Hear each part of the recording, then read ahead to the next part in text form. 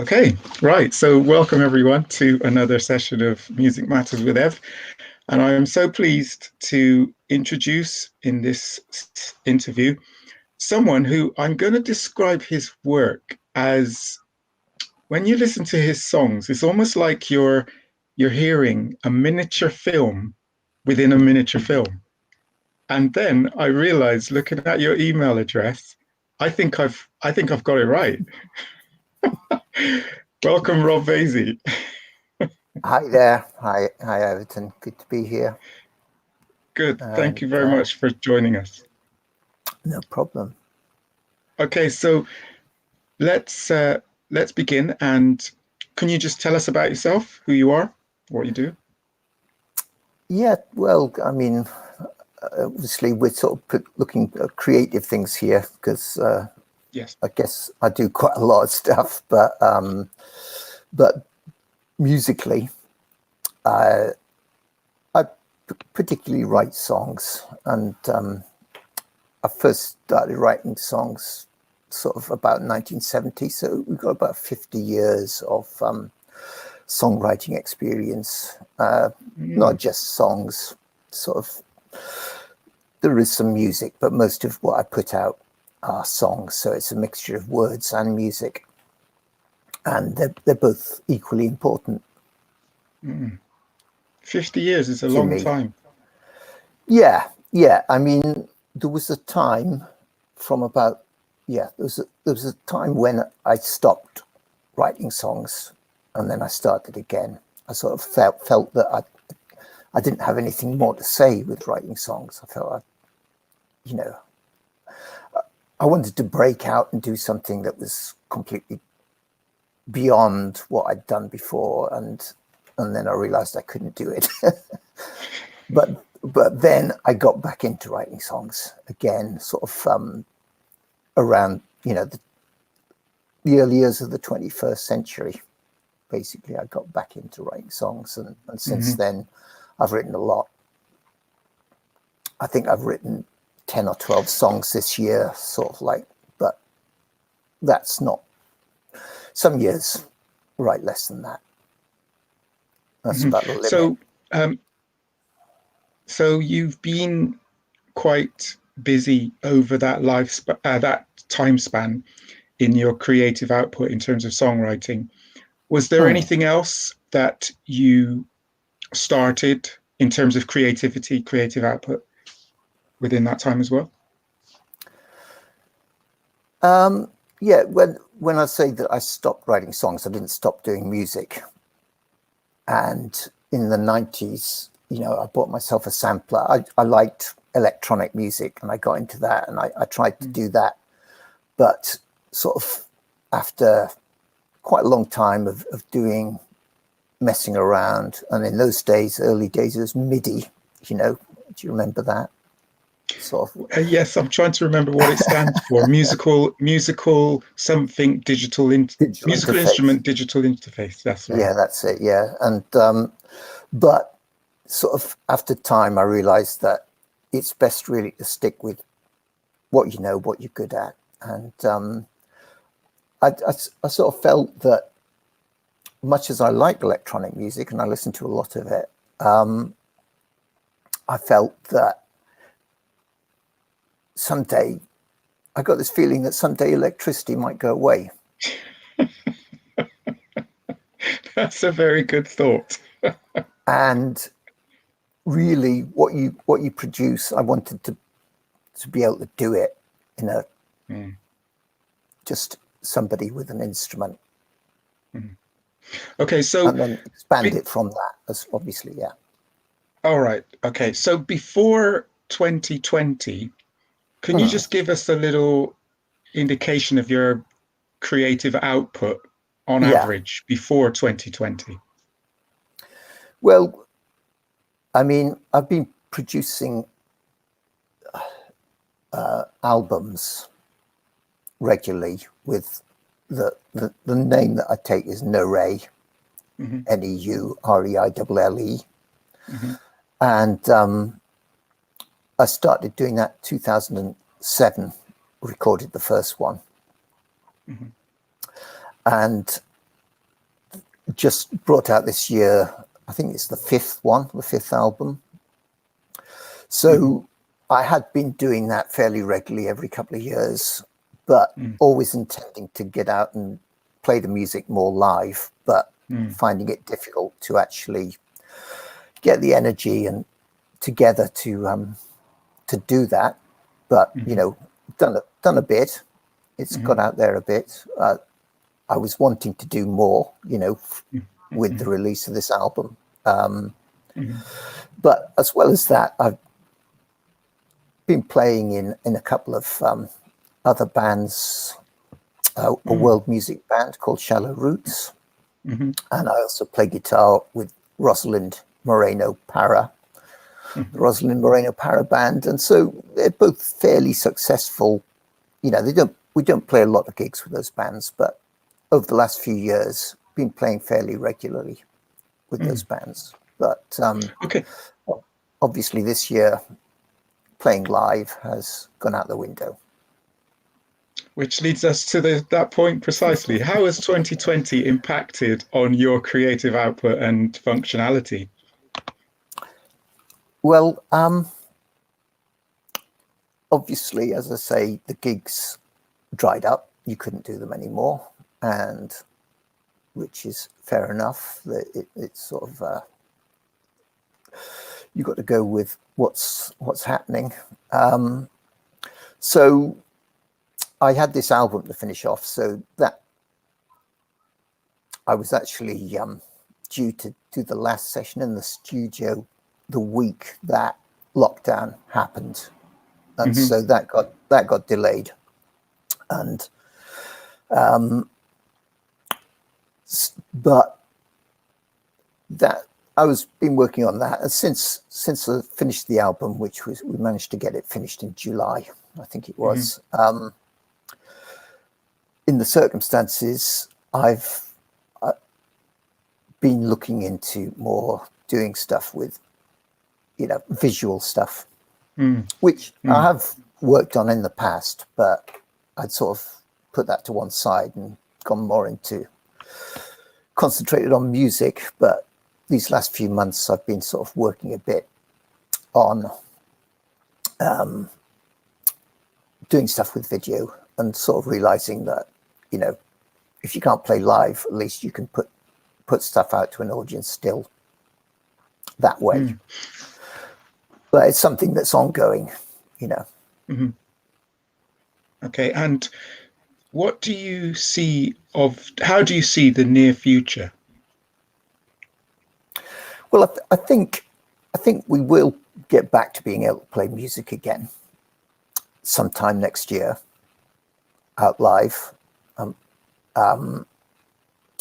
Whether it's going to be exactly as it was before, I don't know. I mean, you'd hope. I think this particular pandemic is going to there'll become a resolution to it in time. We can see that now with the vaccines being rolled out, but it strikes me that the same thing could happen again, and it could be worse. You know, I don't want to be too pessimistic, but it's, you know, you can't. I think one of the things is, perhaps this is sort of one of the later questions. You can't. It's probably not a good idea to keep all your eggs in one basket. Very good point. So what I was going to say is, this year, a lot of artists and a lot of creatives have made more use of the platforms, the social platforms that are in existence. And in view of the near future, do you think if things go back to some sort of normality, do you think that people will then ignore the platforms and try and get back to what they were before? Or do you think that everything will continue alongside each other? I think that platforms would have been a big thing before the pandemic, and you can, but you need to put a lot of effort into them, which is something I'm not particularly good at. Join the queue. Yeah, you can't get anywhere without putting the work into anything you do, whether it's playing live or working the platforms. I think when the pandemic first hit, we saw a lot of people trying to do live shows, and I was in a WhatsApp group where people were sort of like promoting this stuff, which had been a group about going to see gigs, but it became for a while a group about what to watch on Facebook or sort of other platforms whereby there was live streaming. But it didn't last. The enthusiasm for it didn't last very long. It doesn't. It can't sort of replace the feeling of going out to a live gig. Here. Okay, so that's the near future. What advice would you give to anyone in your vein of work, your vein of creativity? What advice would you give to somebody who's looking to make an impact or make a difference or enter into music creation? Well, I'm perhaps not the best person to to recommend things, in that, you know, I'm good at writing songs, I'm good at sort of playing them and stuff like that. But what I'm not that good at is promoting it and sort of and getting it out there and doing all the networking and stuff like that you need to do. And I recognize that needs to be done, but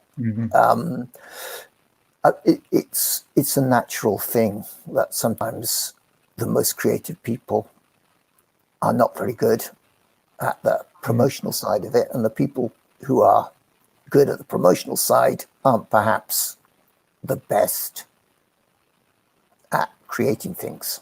And so I think it's finding the right balance for you between those two aspects. Ideally, you get someone else to do one of the things for you. You know, if you're good at promotion, maybe you shouldn't be making music. Maybe you should be helping other people make music. And if you're good at the creative thing, maybe you need to get somebody to help you do the promotion. Does that make sense? Yeah, that's sound advice. And it makes me think of, I've been, as you do, there's a lot of stuff coming out on the internet for the last 20, 30 years. It's been the place to glean a lot of information on things you might not be familiar with. And I read and heard America, she started off a company to do just what you said. She started to advise artists on how to promote and market their work, because she said, and I like the way how she put it, I could see her explanation made a lot of sense. She said in the old system, you created the work in terms of an album, and then you went around and toured with it to get interest and fans. But she said the new system is the opposite. She said you have to work hard to get interest in you as an artist and fans before you put the work out, because when you put the work out, if there's nobody who knows you, you're not going to get any response. So it made sense. It made a lot of sense to me. And I share your feeling that it takes a heck of a lot of effort to do that, to get out and get noticed without anything creative in the pipeline. So very interesting. It even if you do all that work, it's still difficult, you know, because I know people who are better than me at doing, you know, doing the promotion side of it, and they put a lot of effort in, but it's very difficult to get something out of it. Mm. So I want to ask you if you can tell us where we can hear your work, where we can hear miniature films in music form. Okay, well, I mean, the the the, the albums that I've got, the Neray albums. This is the latest one here, which I need to get What's you the a copy title? of. It's called Sufi. I don't know if you can see that. Yes. Sufi Pataphysics. All right, hold it up there again. I'll just Yeah, put you you on got it. solo. Okay, there Just it put this. is. That's better. Good. Yeah. And it's lovely artwork by Mog Fry. And so there is no way anywhere where you can buy this at the moment. I've got copies of it, but obviously it is on this, because I've tried to sell stuff in the past and it just got a pain. So, physical copies of things got a pain selling them. But it's on all the streaming platforms, iTunes, Spotify, and lots of others that some of them I've never heard of. But so you can listen to it on there. I've recently, someone suggested me I should get into Bandcamp, and so I've put up a Bandcamp page now with the new album on it as well. So you can do it on Bandcamp, and that's again using the band name Neray. And then I've also just set up a YouTube channel. At the moment, there's only one thing on there, but I've got a few in the pipeline. And again, that's YouTube/Neray. Okay. Excellent. So I think that's about it. Yeah. Okay. So one of the things that I've been asking the interviewees is to tell us your response.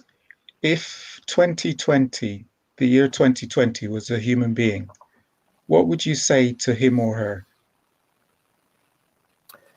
Sorry, say that again. I'll repeat the question. Yeah, If repeat it. the year 2020 what a person was a person, what would you say to him or her? Goodbye. You see, that's why we like the stuff that Rob Vasey puts out. Succinct and to the point. It's a little film. Goodbye. Absolutely right. Well done. So, all that remains to say, is there anything else you want to leave us with, Rob, before we close out? No, I don't think so. But thanks for putting me on, and yeah, I'll check out what you've got. I mean, I didn't know you were doing this, so I'll look into it. And it's a really good project. Okay.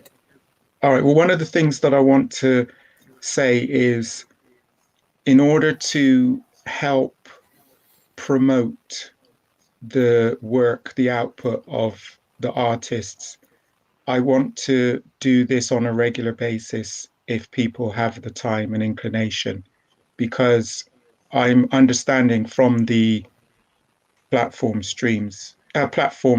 the social platforms, that it is a kind of consistency, that the odd new output. So if you're willing, I shall be contacting you again and asking if you'd like to come on and have another interview, maybe on some other aspects of music, creating, songwriting, performance, and so on. Because I know with 50 years worth of experience, you've got a lot that the up and coming artists can glean from. So I think that would be very, very welcome. But thank you very much. That'd be okay then, Everton. Right, good. And hopefully see you soon in person sometime. Yeah. I look forward to that. Take care until next time with Music Matters with Ev. Bye. Okay. Bye. Bye.